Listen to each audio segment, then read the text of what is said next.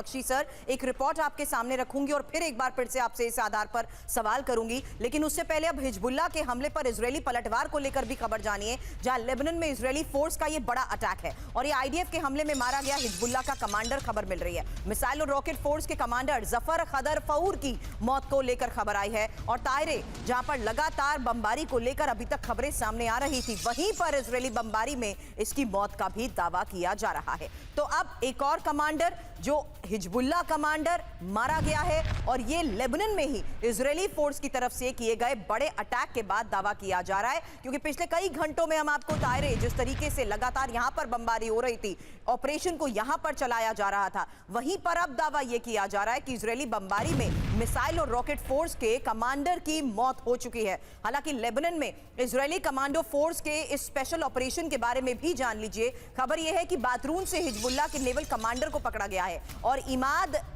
अमहज को साथ ले गए हैं इजरायली कमांडोज। ये एक और तस्वीर अब आपके सामने है। हालांकि इजरायली नौसेना की शयाते 13 की 2 टीम्स ने जिस तरीके से हमलों को अंजाम दिया है, ये एक सवाल करूंगी एक्सपर्ट से इस आधार पर भी, क्योंकि अभी तक टनल नेक्सस तक पहुंचते हुए भी ये तस्वीरें कुछ घंटों पहले आई थी कि किस तरीके से कुछ कमांडर्स को सरेंडर करने पर मजबूर कर दिया गया था। अब ये एक और तस्वीर सामने आ रही है जहां हम देख रहे हैं इमाद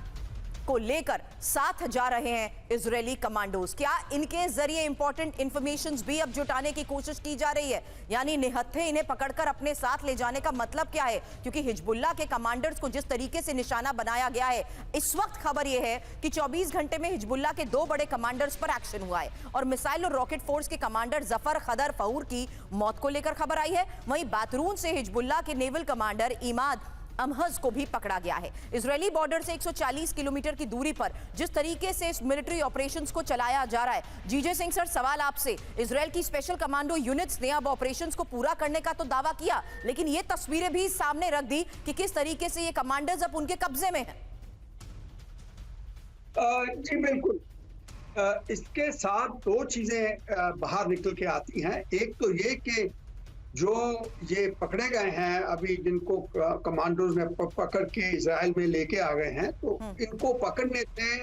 जो हिजबुल्लाह की तैयारी, कहाँ उनके स्टोरेज हैं, उनके एमुनेशन, उनके आर्म्स, उनकी ये सब जो जिसे खजीरे कहते हैं, एमुनेशन डेपोज है, वो कहाँ पे हैं और कैसे ये अभी भी फायर कर रहे हैं रॉकेट्स, उसका पता चलने की कोशिश आईडीएफ की है। मगर प्रॉब्लम तो मेन आ रही है आईडीएफ को, वो ये है कि जो ड्रोन है वो छोटे होते हैं, इनका रेडार सिग्नेचर, मतलब कि रेडार के ऊपर पकड़ में नहीं आते, तो इसलिए उन्होंने हेलीकॉप्टर भी यूज करने शुरू किए हैं। जैसे अभी आप बता रहे थे कि उनमें से उन्होंने कोई 7 गिरा दिए, मगर 4 जो थे फिर भी वो अंदर आ गए। और जैसे मिसाइल्स होती हैं, बैलिस्टिक मिसाइल्स, जहाँ दूसरे रॉकेट्स होते हैं, वहां पे तो उनका आयरन डोम या थार जो है काम करते हैं, मगर ये इतने छोटे हैं और इनके अंदर कोई ज्यादा इतना वेपन्स भी नहीं होते, जहाँ इनके बारूद नहीं होता है इसके अंदर जो कि ज्यादा तबाही कर पाए। तो ये जो आइसोलेटेड इवेंट जिसे कह सकते हैं, ये इनके मिलिट्री बेस के ऊपर आकर, जहाँ हाइफा के अंदर खास करके, क्योंकि स्ट्रेटेजिक इंपॉर्टेंस के बिना इसका एक बहुत जरूरी महत्व ये भी है कि ये जो पोर्ट है, ये सबसे नजदीक पोर्ट है लेबनान और इजराइल के बॉर्डर के बीच, इन द नॉर्थ। हाइफा जो है, हाइफा में जैसे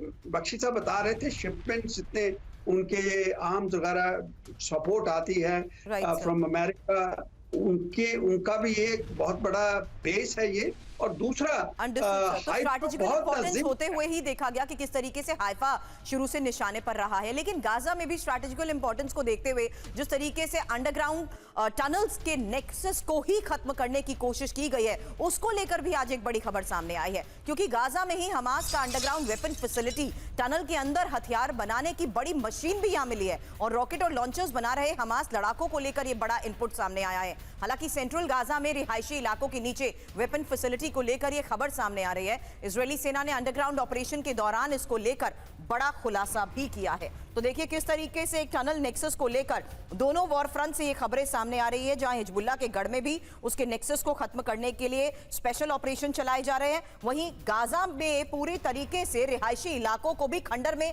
तब्दील करने के बाद क्यों यहां पर हमलों को अंजाम दिया जा रहा था, यह सवाल किया जा रहा था। लेकिन अब यह हकीकत है जहां अंडरग्राउंड ऑपरेशंस में ही इजरायली सेना को बड़ी कामयाबी भी मिली है।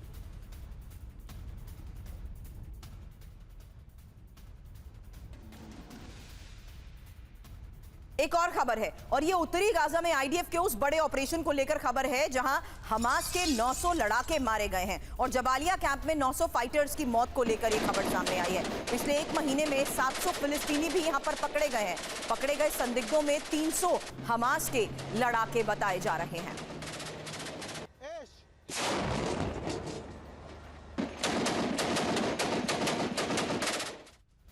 अब रेड सी में इजरायल की बड़ी सैन्य मूवमेंट को लेकर भी खबर बहुत बड़ी है। ये लेबनान ईरान बॉर्डर के नजदीक पहुंचे इजरायली नेवल शिप को लेकर खबर है, जहां रेड सी में इजरायली नेवल शिप की एंट्री हो चुकी है और ये बैलिस्टिक मिसाइल से लैस है। इजरायली शिप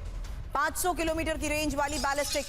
मिसाइल से लैस नेवल शिप को लेकर खबर और इसी शिप मूवमेंट पर इजरायली मीडिया की तरफ से किया जा रहा है बड़ा दावा।